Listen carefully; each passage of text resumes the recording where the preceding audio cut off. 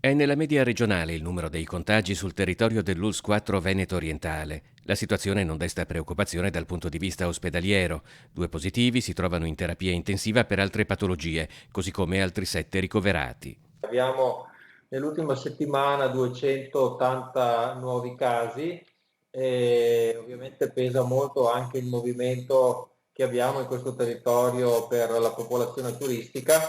Tutte persone comunque che sono in questo momento con il contact tracing vengono monitorate, sono in isolamento. Sul fronte vaccini, anche la ULSS 4 Veneto Orientale è pronta al Fast Vax della regione. Da venerdì disponibili migliaia di dosi extra di vaccini Pfizer e Moderna. Peraltro anche qui nelle ultime settimane si è registrato un incremento delle richieste. Noi abbiamo raggiunto una ottima copertura vaccinale in questo territorio, in alcuni comuni siamo già al 62-63% della popolazione vaccinabile e contiamo di arrivare a settembre all'80%, che poi è l'immunità di gregge.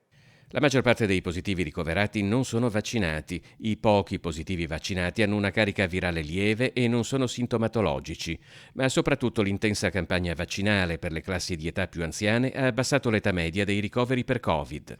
Abbiamo avuto la settimana scorsa un ricoverato di 31 anni, un altro di 57 e quindi in terapia intensiva intendo, non vaccinati, quindi l'età media è sicuramente più bassa rispetto a quella che era la fase iniziale. Oggi gli anziani intelligentemente si sono tutti vaccinati e non abbiamo ricoveri di Covid positivi anziani se non per altre patologie.